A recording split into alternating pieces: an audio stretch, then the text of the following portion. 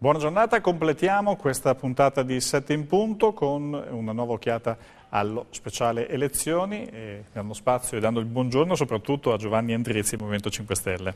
Buonasera. Buongiorno, ben ritrovato. Elezioni vicine che in un momento davvero di crescita, di attenzione per il Movimento 5 Stelle. Grillo sta riempiendo le piazze e verificate molto entusiasmo anche da parte della gente che si avvicina. Sì, non si tratta solo di un'adesione al movimento o alla persona di Grillo, ma una voglia di partecipazione diretta delle persone. Le do un dato. Alla fine dell'intervento di Beppe sul palco noi abbiamo visto che le persone si sono fermate ad ascoltare i candidati che si presentavano e portavano alcuni punti del programma magari riferiti alla realtà veneta. Questo vuol dire che la gente vuole esserci, vuole anche partecipare. Molte persone si sono anche offerte dopo di collaborare nei più svariati modi. Il Movimento 5 Stelle parla di 20 punti per uscire dal buio, giusto? Come indicazione. Certo. Di questi 20 punti programmatici, quali sono quelli che definisce fondamentali? Beh, ce ne sono alcuni che spiccano per l'evidenza di cose, insomma.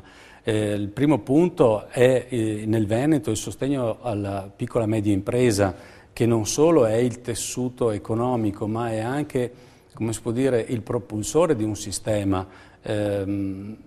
Noi dobbiamo rilanciare queste forme di imprenditoria. È finito il momento, insomma, l'epoca delle grandi industrie che perseguono ancora, diciamo, filoni produttivi morti o comunque che devono evolversi radicalmente, come le automobili, l'edilizia sulle grandi opere. Noi dobbiamo puntare invece a sistemi alternativi di trasporto, dobbiamo puntare a un rilancio dell'edilizia attraverso interventi diversi, la riqualificazione degli edifici, per esempio, esistenti. Le faccio un esempio: se anziché spendere 8 miliardi e 2 per la galleria transfrontaliera della TAV, collocassimo questo investimento in un piano di ristrutturazione delle scuole, degli edifici pubblici che sono energivori, sono insicuri dal punto di vista sismico, eccetera, noi avremmo non solo un grande rilancio dell'occupazione, 10-20 volte più di quello che potrebbe portare la TAV, ma avremmo anche un risparmio stimato nel 5% dell'investimento solo per l'adeguamento alle norme di risparmio energetico. Ecco che allora noi dobbiamo pensare che questi 8 miliardi non solo rientreranno nelle casse dello Stato attraverso una fiscalità virtuosa, cioè legata all'aumento dei posti di lavoro e della produzione, ma anche a vantaggio degli enti locali che poi si troveranno degli edifici meno dispendiosi dal punto di vista della gestione. Legge anticorruzione, un altro dei punti importanti. Legge anticorruzione è uno degli ultimi interventi del precedente governo, fatti in maniera raffazzonata e urgente, ma senza rispondere ai veri problemi.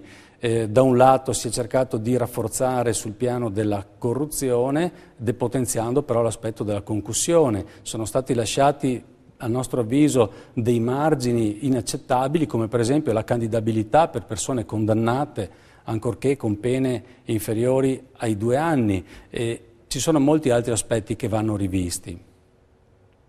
In questo, diciamo, filone colloco anche il ripristino, per esempio, del falso in bilancio. Noi abbiamo delle situazioni inaccettabili, gli ultimi casi di cronaca, non voglio nemmeno citarli, insomma, ma basta spostarsi in una regione non molto lontana e vediamo quanto siamo nelle mani di persone che hanno acquisito una discrezionalità, un potere che gestiscono in maniera autoreferenziale, illecita spesso e a danno dei cittadini. Altri punti che ritenete Beh, da il reddito sottolineare? di cittadinanza è una misura non solo sollecitata dalla Comunità Europea, ma che darebbe un vantaggio principalmente all'Italia e agli italiani. Voglio dire, si calcola che possano essere una trentina di miliardi il costo di un reddito di cittadinanza tarato sui 1.000 euro, ma potremmo anche valutare 800, 900.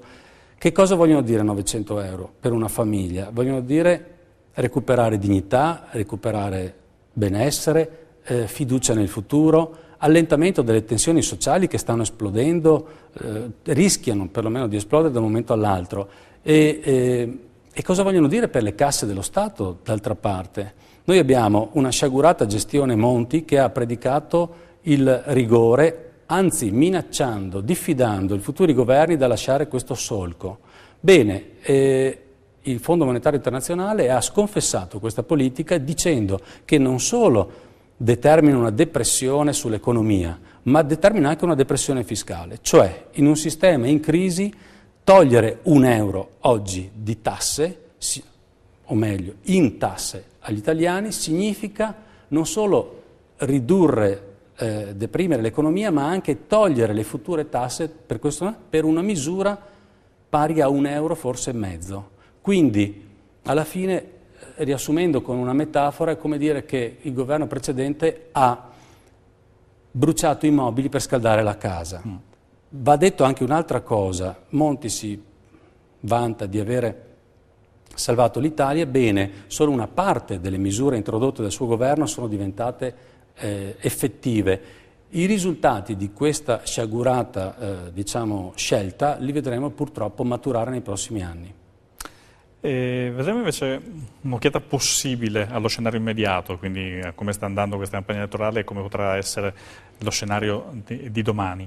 I famosi 100 eletti possibili che ipotizzava Grillo che entrassero in Parlamento per cambiare veramente tutto, potrebbero davvero avere spazio di azione.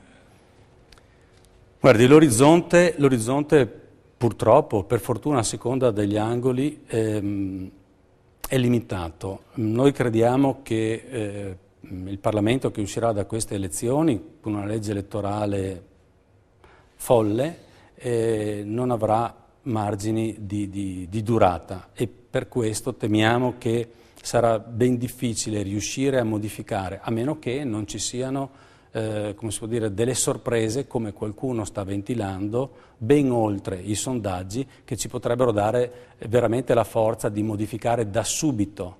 Noi abbiamo elencato una serie di misure che potrebbero ricavare non un tesoretto, ma veramente un tesoro di risorse attraverso tagli di rami secchi, attraverso risparmi di comparti scandalosi come i costi della politica,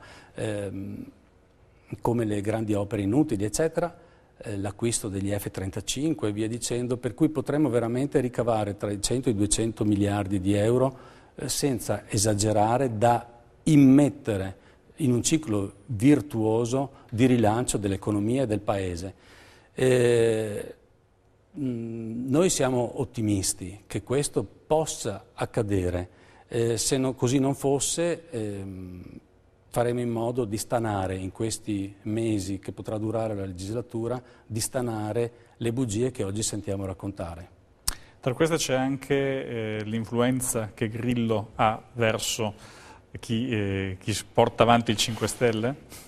Guardi, io con Grillo ho parlato così, qualche rapida battuta sul palco.